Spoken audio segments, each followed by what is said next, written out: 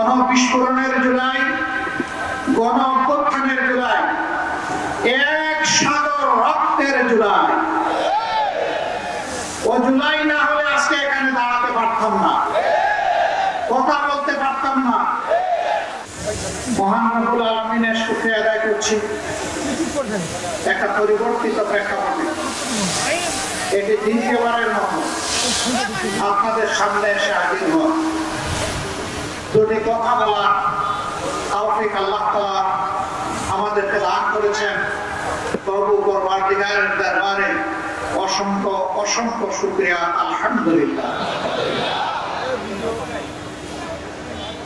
24 জুলাই বিপ্লবের জুলাই, গণবিস্ফোরণের জুলাই, গণ অভ্যুত্থানের জুলাই, এক সাগর রক্তের জুলাই।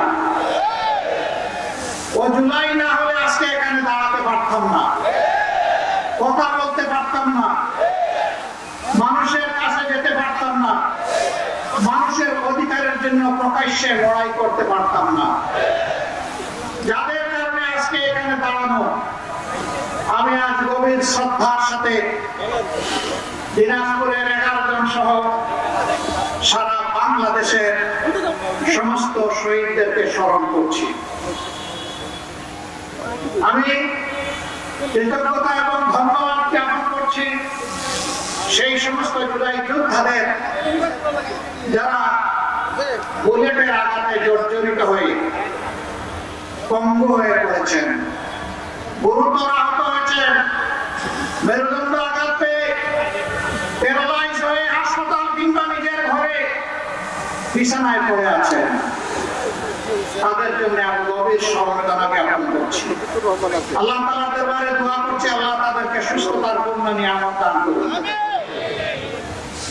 মা বোনেরা যারা জুলাইয়ের আকাঙ্ক্ষাকে সফল করার জন্য তাদের ভাইদের পাশে, সন্তানদের পাশে সাহস করে রাস্তায় নেমে এসে দাঁড়িয়েছিলেন, স্লোগান তুলেছিলেন, আকাশ বাতাস কাঁপিয়েছিলেন, জালিমের ভিড়কে তৎপর করে কাঁপিয়ে দিয়েছিলেন, সেই মা বোনদেরকে আমি স্যালুট জানাচ্ছি। প্রিয় দিনাজপুরবাসী,